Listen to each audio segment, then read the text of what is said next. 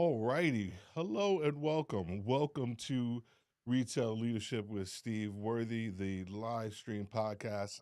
Man, oh man, I can't begin to tell you how excited I am about tonight's episode, about our guest who we have on the show. He is a longtime friend. He is one of the leaders that, as I was going through my leadership journey, connected with. I think we learned from each other. He taught me a whole bunch of stuff. And he's here tonight to teach you about leadership, about how to thrive as a retail leader within this world that we have today. One of the things that we often say here with retail leadership with Steve Worthy is that retail leaders are the best leaders in the world, bar none. I am a little biased because I was one. Now I coach them. So I got to say that, but I firmly believe that retail leaders are the best in the world. And we are going to get into tonight's episode right after this. Mm.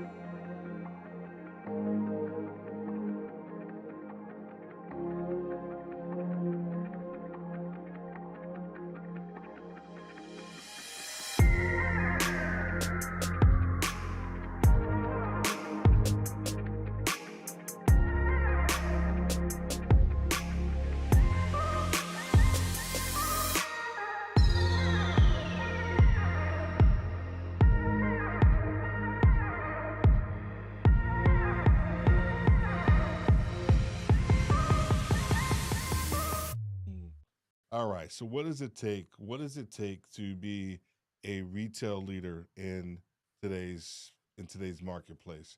What does it take to be successful as a leader?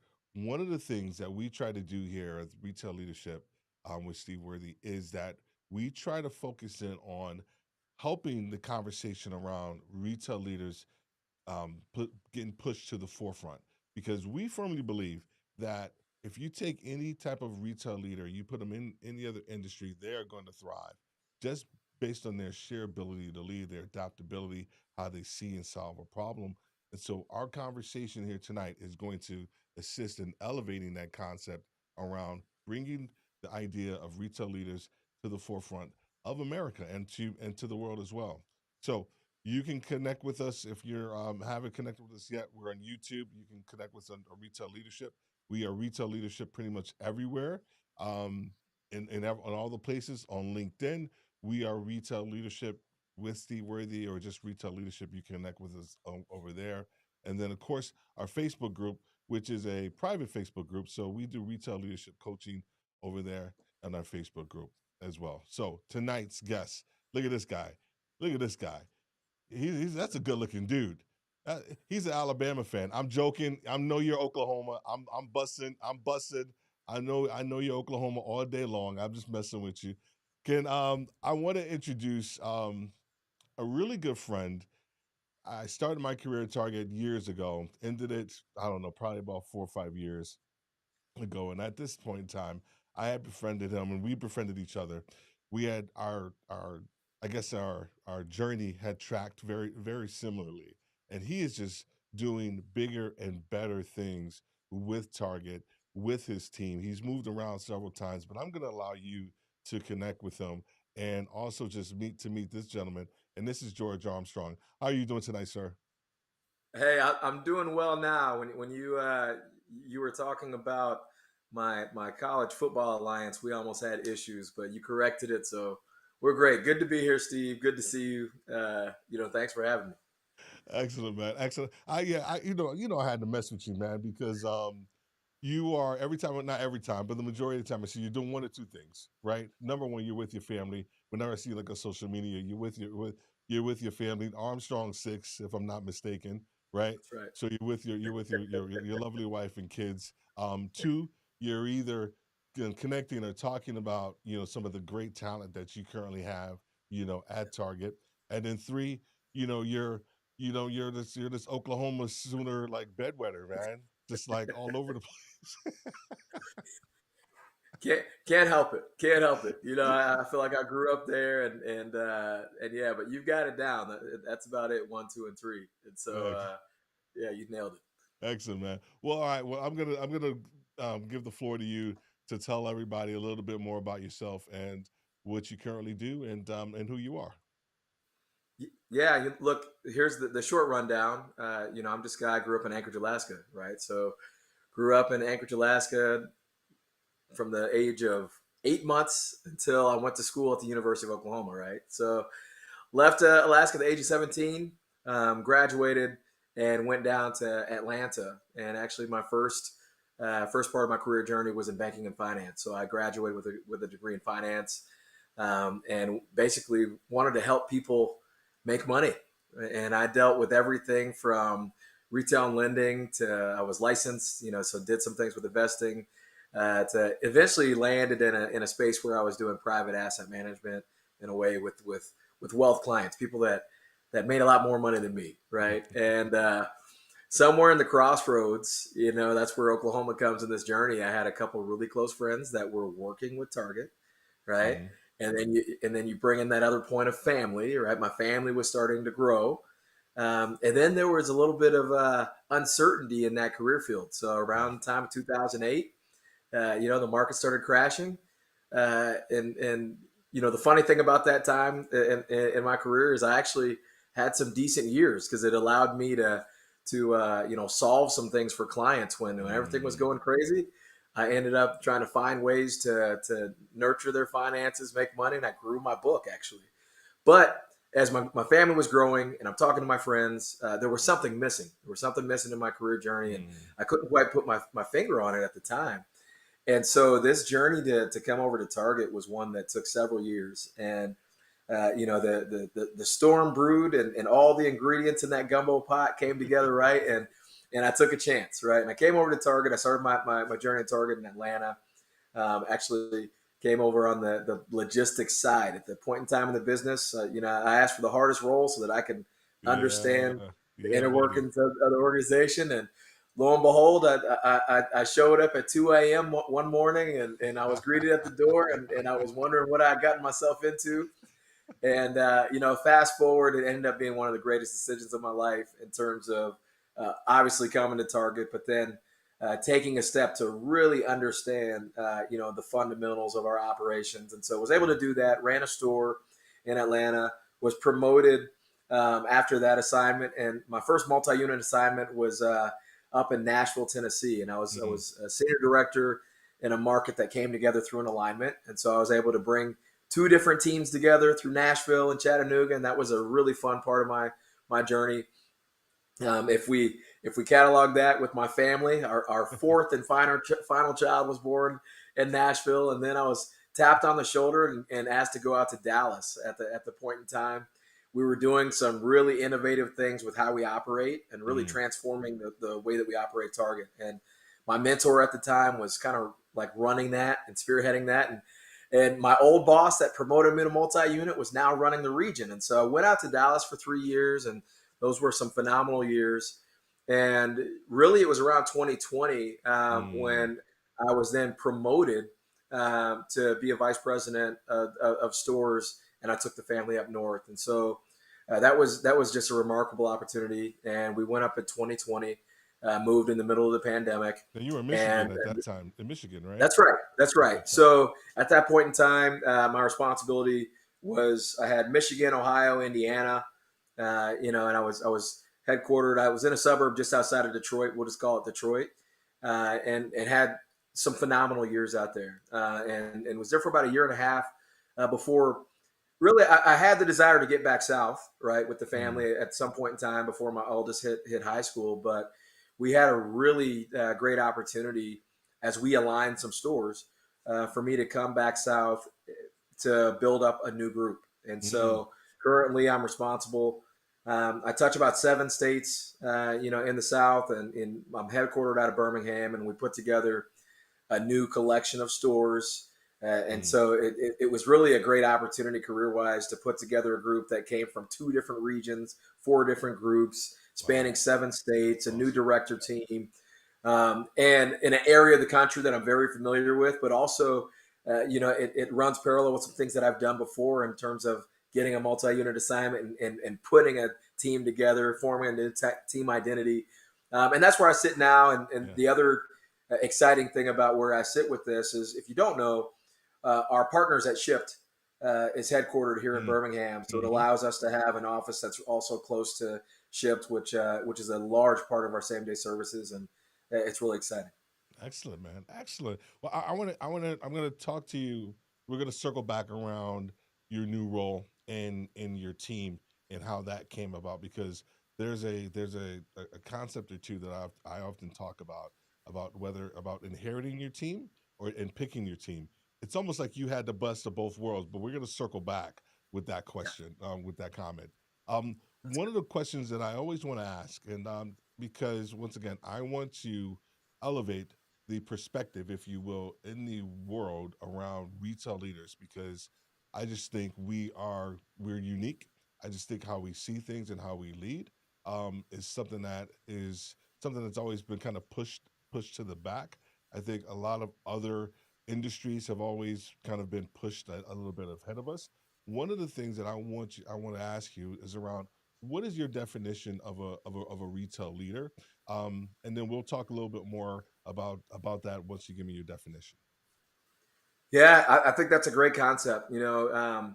If I'll touch a little bit when you talk about pushed on the back, it's true. A lot of times the conversations that we have with leaders, not just at Target but within retail, one of the issues they have with their families is explaining what they do, Yes. and I'll tell you, it took several years even before my mom stopped making up titles for my position until she really understood the gravity and the magnitude, with which we lead. And the reality is, um, it was really midway through my career once I understood, this idea of transferable skill set, right? Mm-hmm, And mm-hmm, mm-hmm.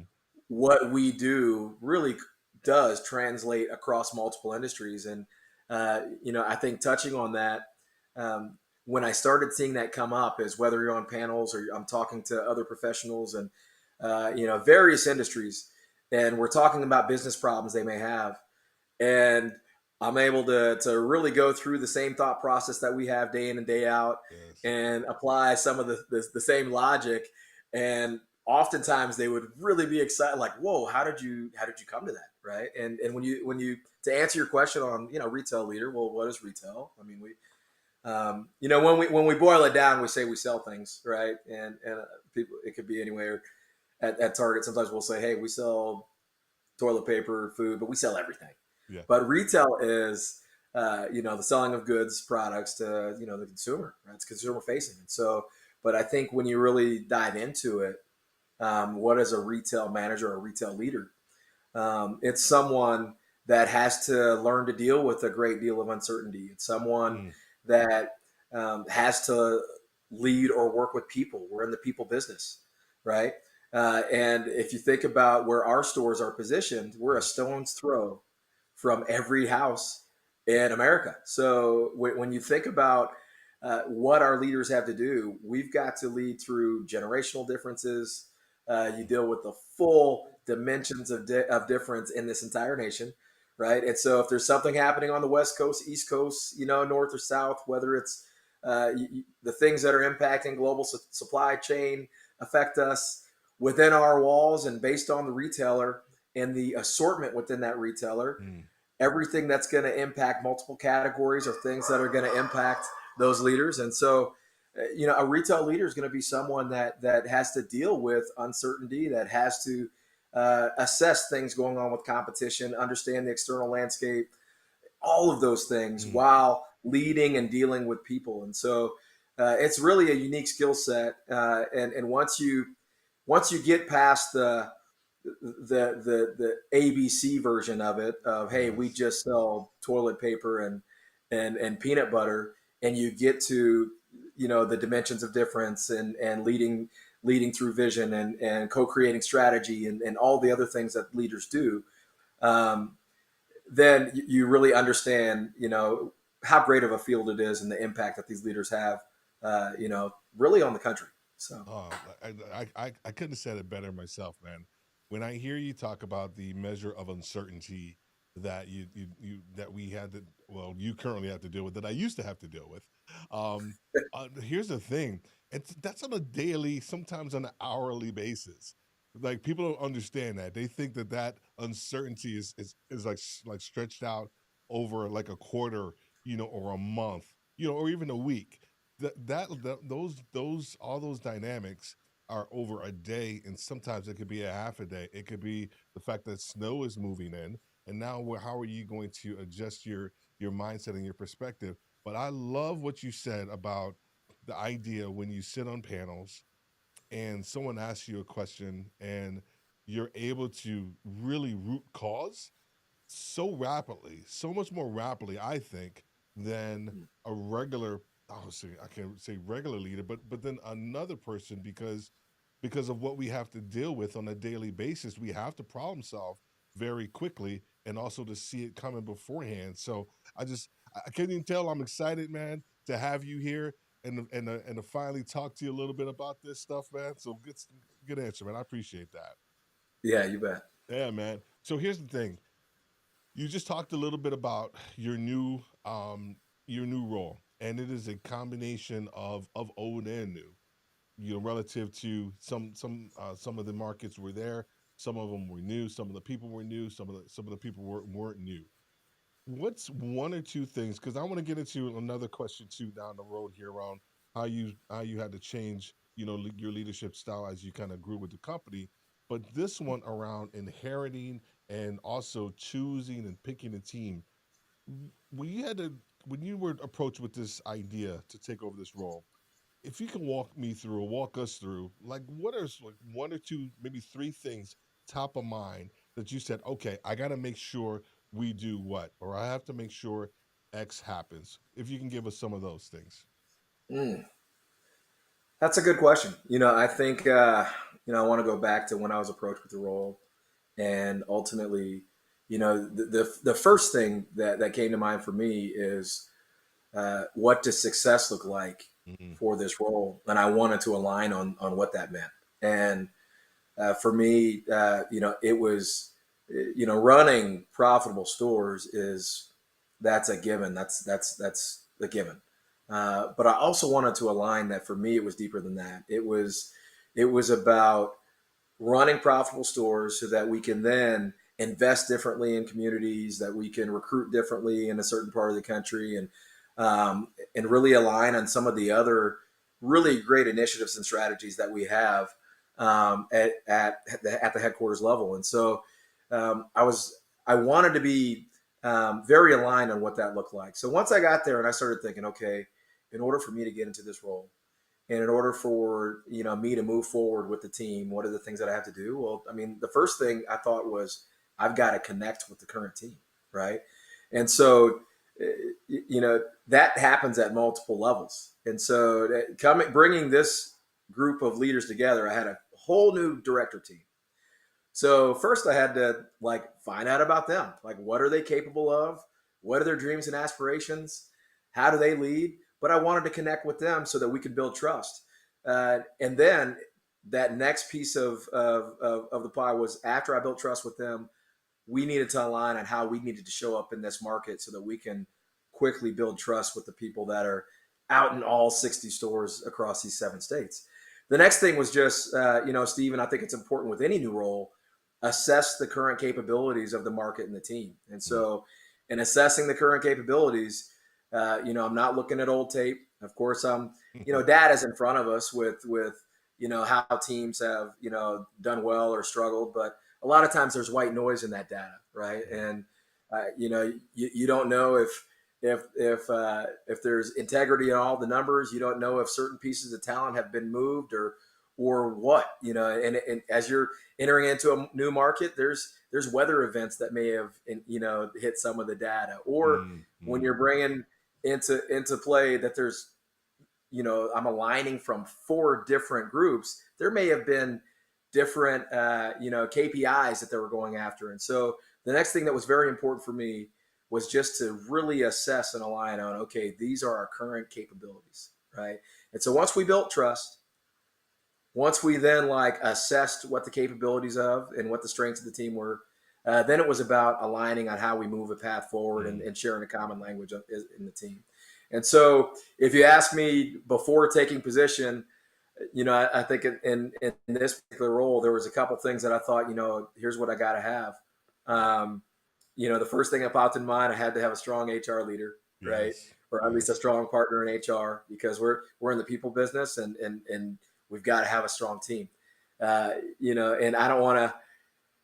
I heard you say earlier, or people talk often about like retail being stressful. Well, what makes it stressful is not having a good team. What makes it fun is having a great team. And so, what was very important to me, I got to have a great HR partner. And then the next thing that I thought as I built it was had to have a great operations leader, because it's really easy, Mm, I think, in our field, um, for leaders that are in multi-unit to really gravitate towards one piece of their business, and yes. oftentimes it's operations, and we've got a lot more responsibility than that. And operations is a core component. Obviously, people are a core component, but we've got to look at asset protection, safety of our teams. We've got to look at the overall guest experience and all of these things that make up what we're trying to do to run stores. We've got to look at excellence in food, and if I was only tracking myself in the operational component of my role, then it would not allow me to do the other 80% of the role that I've got to do. The other thing, Steve, is I needed to have leaders in those positions, because by having people and standing up our core operations, then it would allow us to move forward in the other parts of our business. And then ultimately, the last thing I like to do is not just run stores in our area, but how are we influencing the company, 100%. right? Because if it's happening in my house, it's happening everywhere else, right? And I think we've got a really good representation of states across America, and therefore, if there's challenges we're having, success that we're having, I think that it is clear to us that we should be meeting those things with integrity so that we can help shape the future of our enterprise. And that's an identity that our whole team's taken on. Excellent, excellent. Something just hit me when you said impacting the entire company. I remember going up for my interview with Greg Steinhoffel Yeah. for DTL, and one of the first things he said, it was a very brief, which was awesome, brief conversation, but he said, "Don't just look at your district. Don't just look at your one store. You got to look at if is what happening to your market, is it impacting the entire company, or could it potentially impact the entire company?" And that just changed my entire mindset as I moved into that role, where day one I started looking at things very differently from just this one store. We get, you get the one store, oh my gosh, I can't get this in. It's not just you, it's probably Right. everybody else that's Right. having that situation. So that just hit me, man. It was a very good moment in my life when you said that to me. So I appreciate you bringing that up, man. Dude, you Yeah. have gone Okay. through so many different roles and iterations, if you will, um with Target. One of the things that I know you've seen is that you typically see people who are at the store director role within Target, and they automatically feel that what got them there is going to get them to the next role, and then when they become senior district director, that what got them there is going to get them to the next role. What is something that, or what are the layers of George, from when you went from logistics to store director to district man to DTL? What were some of the things that you had to learn at each level? Because I think there are certain things that people miss and they feel like they have it. I want to know George's story, because I think that's going to help somebody else out here in the audience. Oh man, that's a Give me one. Give me you one. laid Give it me on me. one. Give me one apiece. One No, for no, each. you One for you, each you role. laid it on me. I think that's a great question, Steve. And it's that it's such a profound piece of advice. And I was talking to my team last year sometime, and a leader pulled me aside, and they had made mention of just what you just said. What got you there, right? Won't necessarily make you successful in the role that you're in a way, something along those Mm-hmm, lines. and mm-hmm, and I was sharing that with the team, and it really stuck with a lot of leaders, because so many people get stuck trying to do the next role the same in the mm, way that they that they performed previously. And so, you know, in line with my story, you know, I think the first logistics roles, first of all, I was just coming in trying to learn target, right? And I think the hardest thing was to go from, you know, where I'm dealing with clients, and how did I transfer what I did well to what I did at Target? And it took me a while to do that. And I think when I was in the ETL role, I had one goal, and I'll tell you, I came in at Target. I had an investment license, and I was like, you know what? I'm going to give it a year because I had 1 year before my investment license lapsed. And it was, you know, if I'm going to see how things are playing out, and if it's not playing out in a year, I don't want to lose this license, because it was always a dream of mine to have this license, right? And so I come into Target, and I got some feedback, and it hit me like right between the eyes. And my boss at the time was in a room, and he tells me, you know, everything that I had just said didn't have substance. And it was the first Mm. time that it kind of hit me that, you know what, I left from being a subject matter expert where I was to where I really didn't understand everything. And I was trying to talk in circles, right? And so in that, and at that moment, it taught me the importance of bouncing up and down, going into the details, right? And then bouncing out and gaining perspective. And at that point in time, I was not going in and you know, properly getting into the details of things.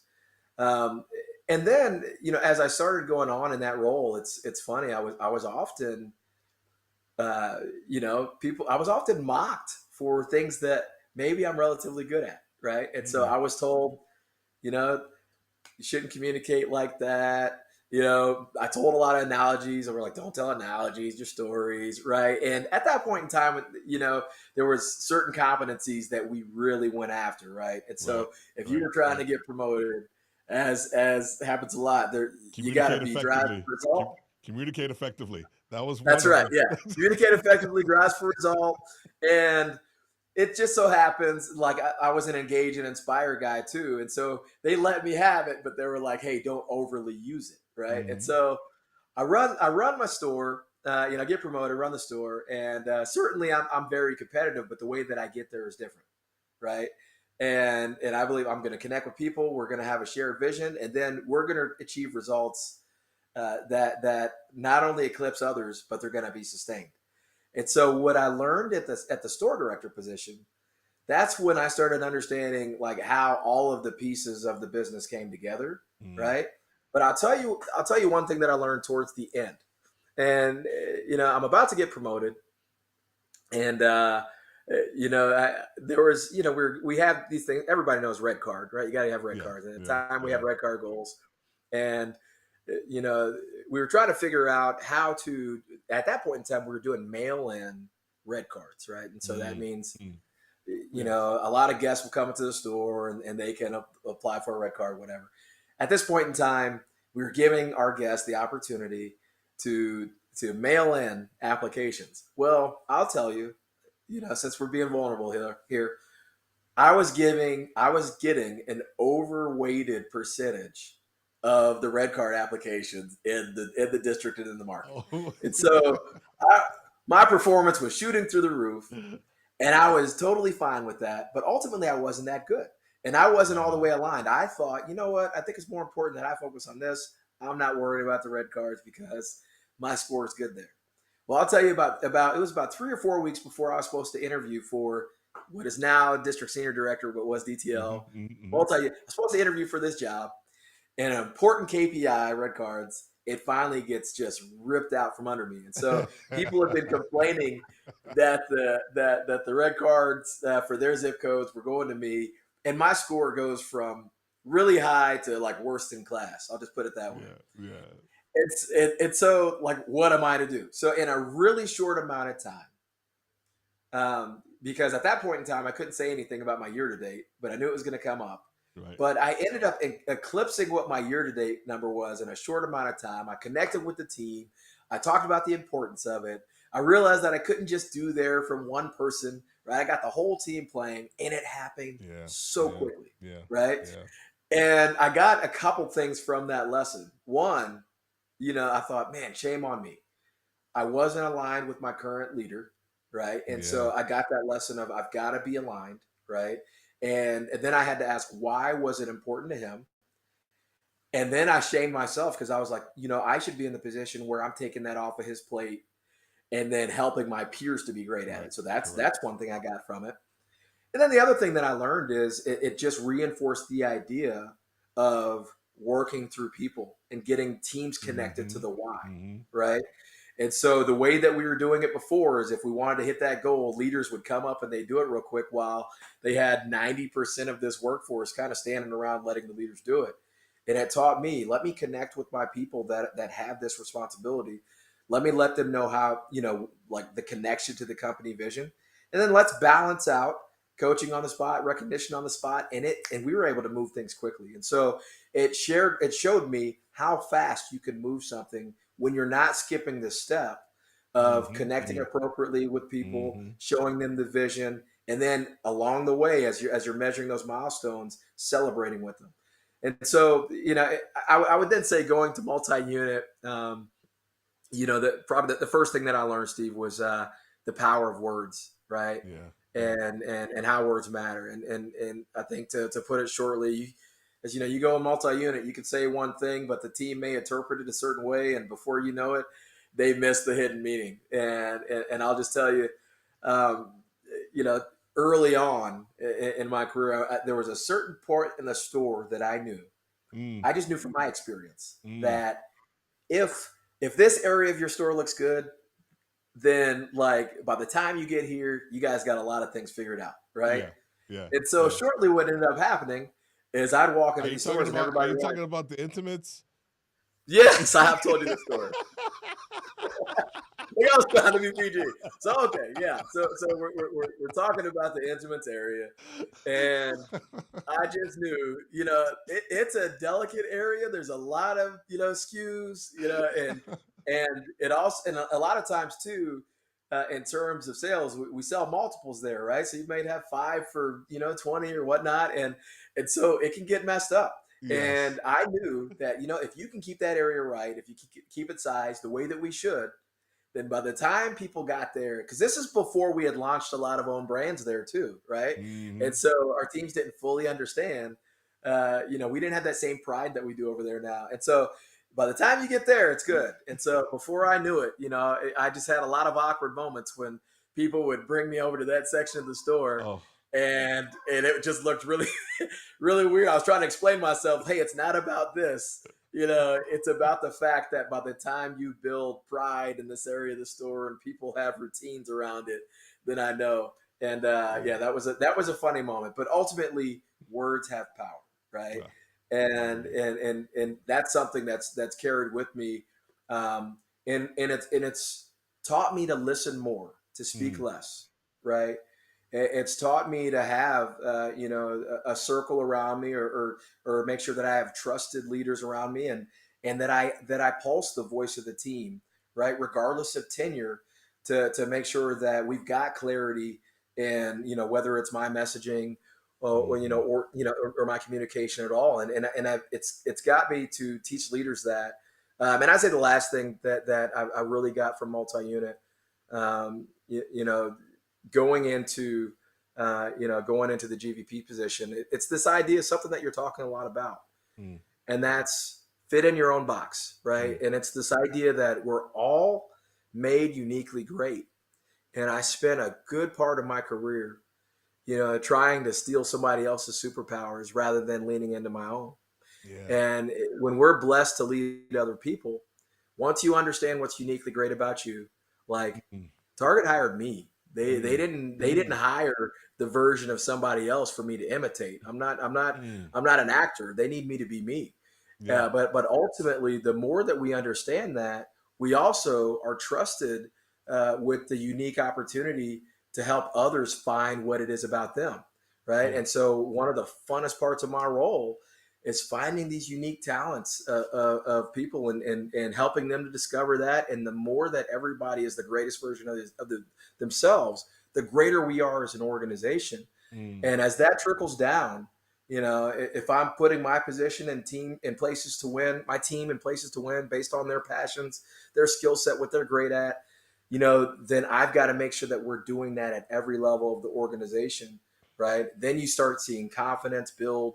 You have people that find themselves earlier in their career. They're less Yeah. frustrated, more passionate, and really like ideas flow better and output increases tremendously because it's not work anymore. It's something that you're excited about.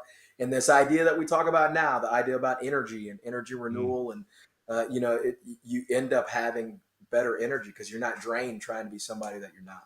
Excellent, man. Excellent. We have coined this phrase, and it's more of a it's actually more of a thought process, and that we have within Worthy Retail U. It's a season, and we call it Make a Move season. And what it really is, it's that season that's really vital in a retail leader's journey. It is that time of year where you get your annual performance review.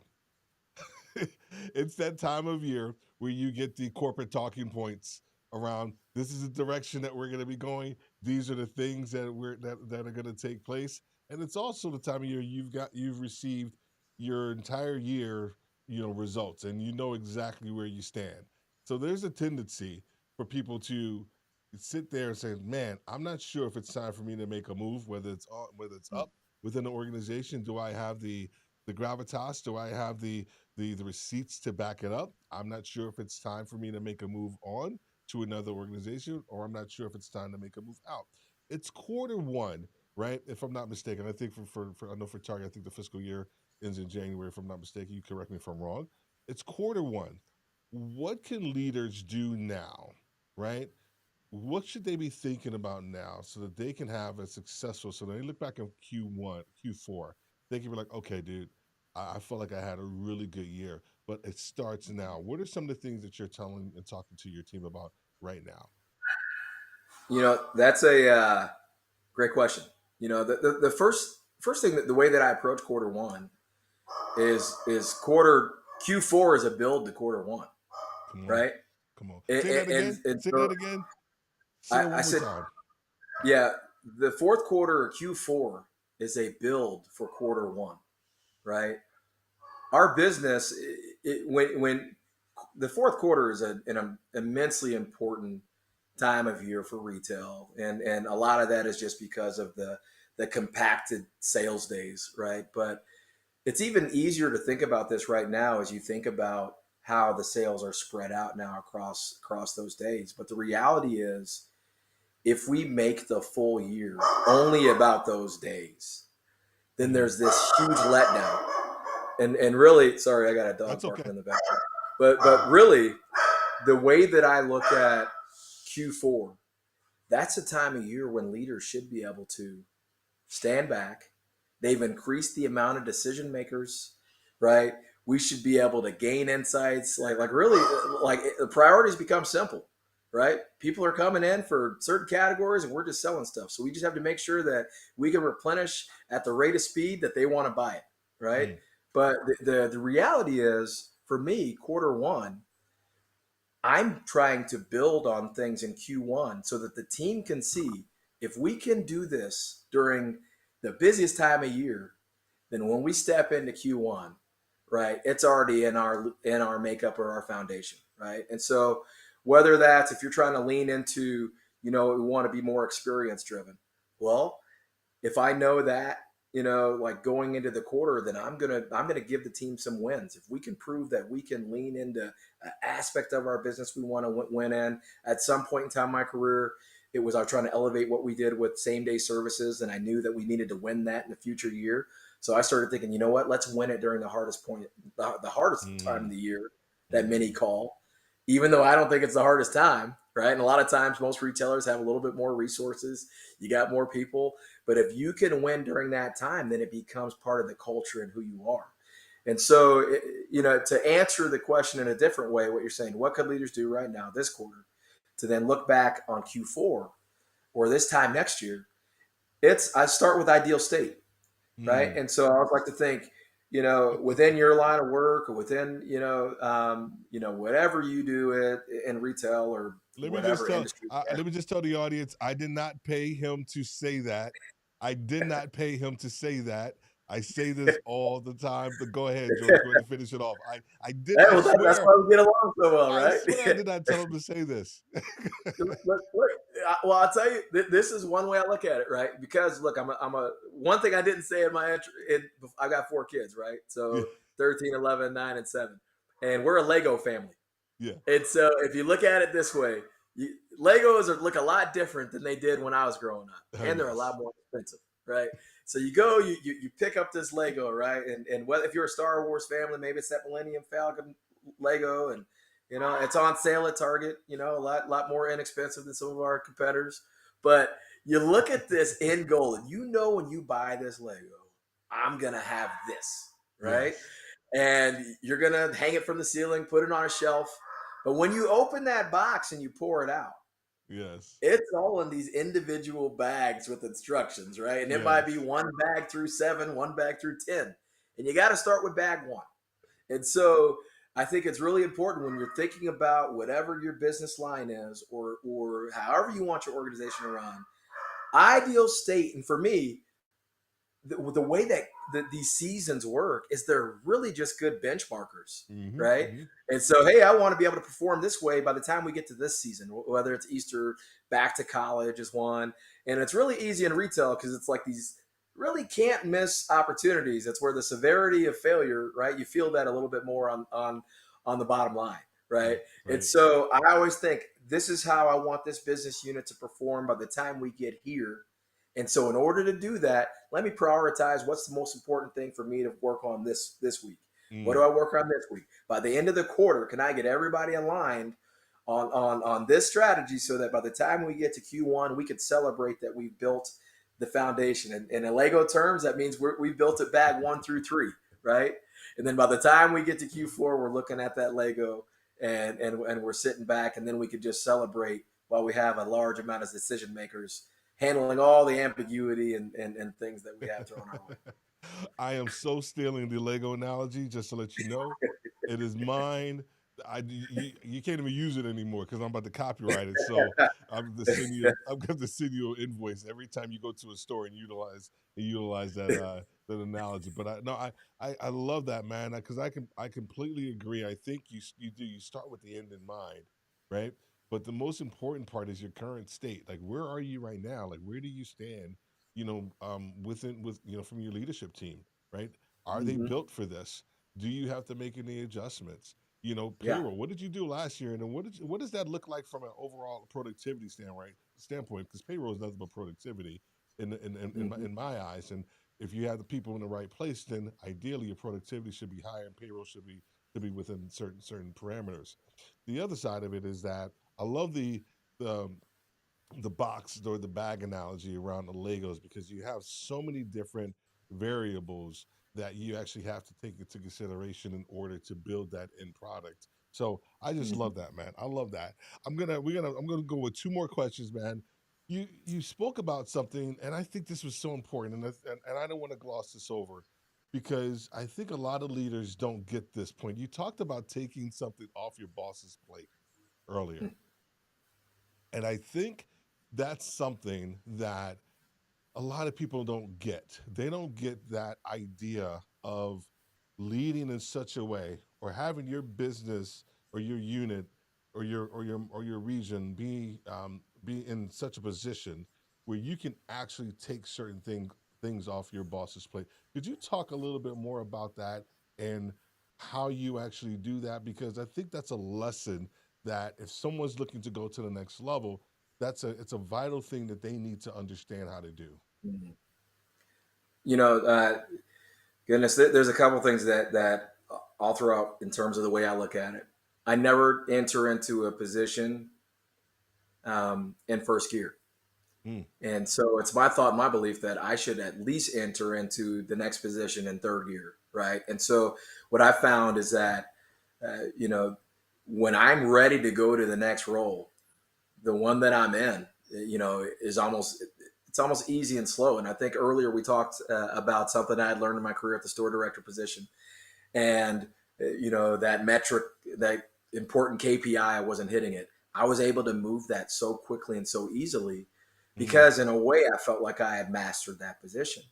mm, Now, in terms of taking things off of your plate, there's a few other things that I think about, as you progress through any organization. And Carolyn Wenga, who is our past chief of diversity and inclusion, Yeah. she has a Yeah. great talk on being your authentic self. And when she talks through the steps that it takes to become your authentic self at work, a lot of those steps really coincide with delivering great results and putting yourself in a position to advance to the next level. And a lot of those steps include be an expert at what you do, right? Mm. Yeah. And one thing that I found, it's funny if you think about this idea of college, right? And what do we get from going to college? So many things beyond the curriculum. But one of the things that we get at college in this immersive experience, or even if you're doing it online, is this idea that you're learning how to learn, right? Mm. Mm. And Mm. everybody deals with finals Mm. weeks, and they're thrown into this. Mm. They got to do all these papers, but your brain is just open. You're learning how to learn, and certainly there were some semesters that I was doing really poorly, and then I learned some exactly what the right cadence and sequence of me taking in information in order for it to stick and learn. Then people enter into the career field, and many people go into their career and they don't treat their career with the same tenacity that they would a class that they don't even want to go to, right? And so when I first entered, this is how I enter in, and I entered in my first interview outside of outside of school, but certainly how I approach every role is I'm a student, and Mm. and I'm going to give it the same amount of energy, if not more, than when I was studying for classes that I didn't even want to take, right? And that, in addition to that, I'm going to learn from the best. I'm going to reach out to people that have been doing it. And then I'm going to get to a point where hopefully what they're thinking, I'm already thinking that, or I Mm. have a different point of Mm. view that I can then validate. But early on, I think it's really important that you are married to this journey and this idea of being the best at what you do. Now, as you go up in an organization, not only is that within the defined parameters of your core role, but I always think, how do you make your core role breathe larger than the words that are on that paper? Mm. Meaning, are there other insights that you can bring Mm. to the organization that Mm. people in your role shouldn't have? Right? Are Mm. you studying, whether it's competitors? Are you studying, like the industry, and how are you bringing that to the role and understanding how your role impacts, the overall vision of the organization? So beyond that, I think the next thing that Carolyn talks about is what's your relationship and how are you viewed by your peers? The way that I always put that in is, would my peers advocate for me to lead them? Yes. Right. And I've had to remind myself of that a couple times as you're in this pecking order, and you're in a competitive landscape and you're trying to move forward. The reality is the skill set that it takes for peers to want to lead you are the same skill sets that it's going to take at a certain level of the organization for you to be able to collaborate cross functionally with different divisions that are dividing resources. You've got to be able to build relationships and either lead with or without authority, right? And so making sure that you could do that with peers and also leverage them to move things forward. But then there's this idea of your boss and your boss's peers and above, and Mm. how they view you, and you being aligned with them. And those are all things that I would look at. And if anyone looks at that talk from Caroline, um, certainly it kind of highlights this journey where you could do these steps and you could ace Yeah. these things, and then you get to a point in time where, in a way, you can be your full 100% authentic self at work, and a lot of that is the same steps that will take you to advancing.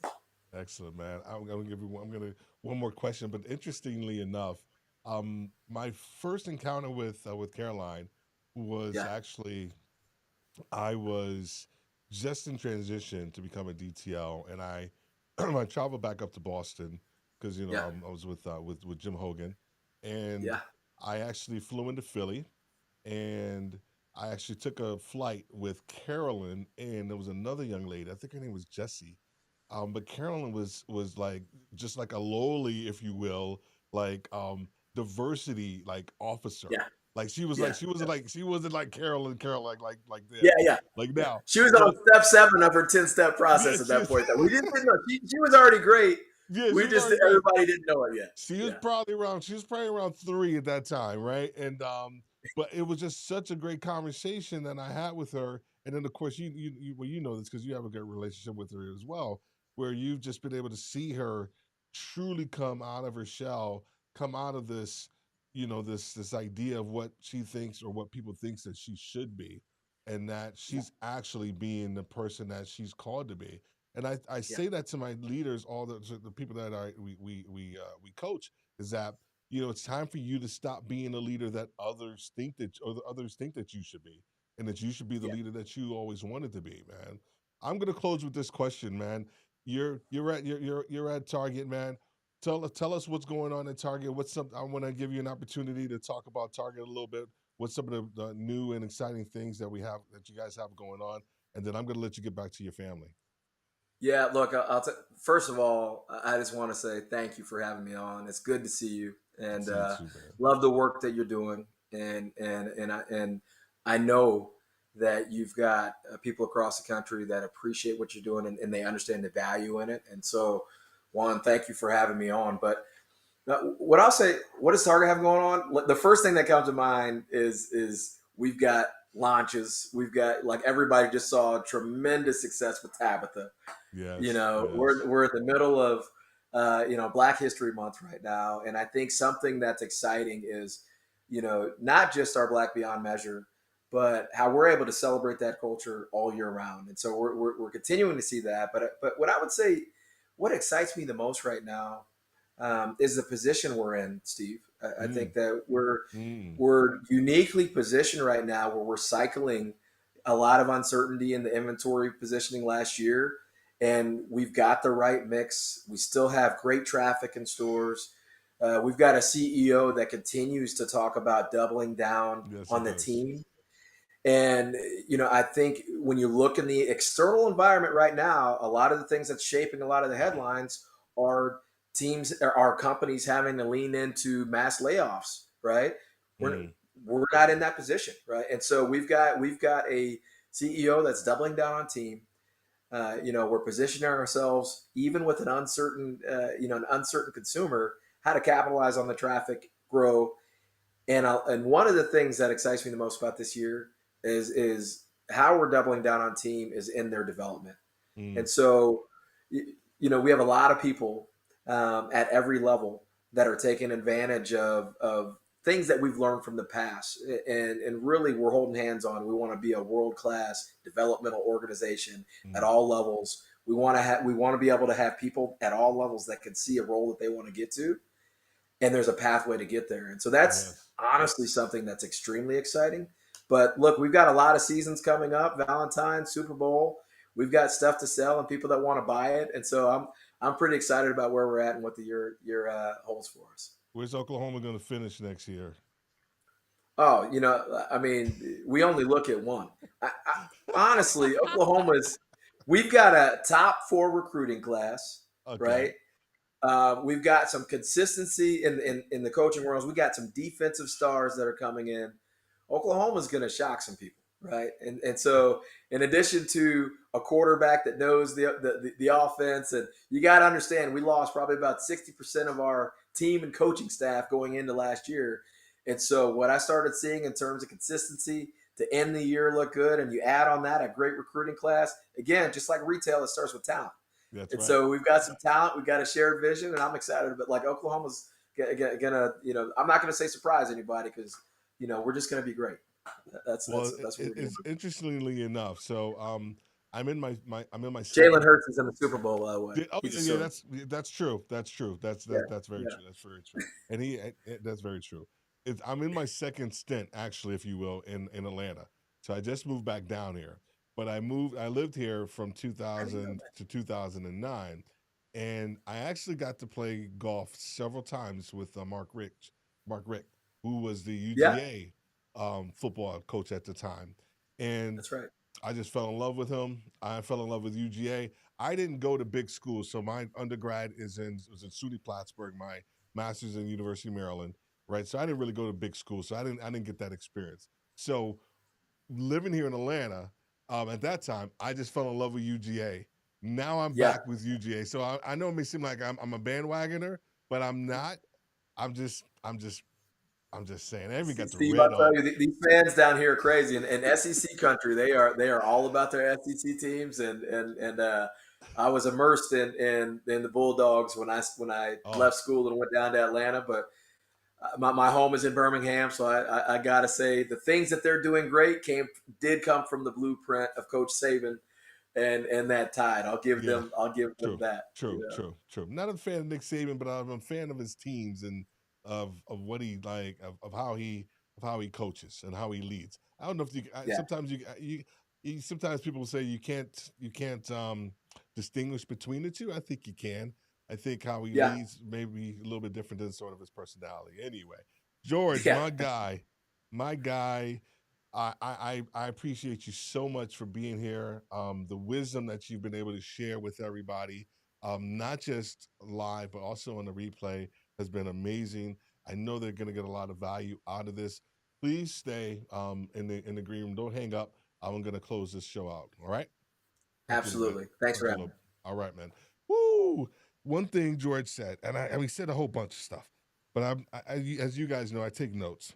He said around breathe in your role, allow your role to have breath, meaning that you don't just do the role, but you actually allow yourself to do things that are not just within your role, but outside of your role, so that you can not just be seen, but you can add value to your team, to your peers, to your boss, and to your company.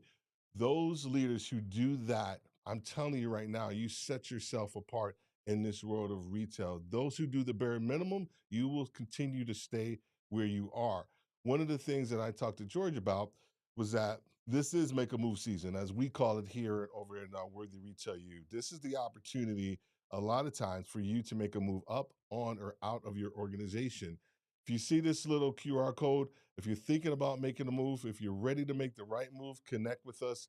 Go ahead and take your phone out, and this will lead you right to our website so you can learn more about our program and what we actually have to offer as well. So we're excited about that. And then lastly, Worthy Retail U, who's pretty much the sponsor of all of these podcasts.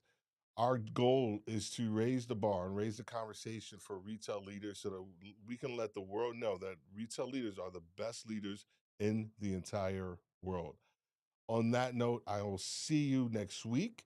I'll be doing the solo program by myself, and then I have another surprise guest coming up in a couple of weeks as well. I wish everybody an amazing evening and rest of the week. Have a great day, and God bless.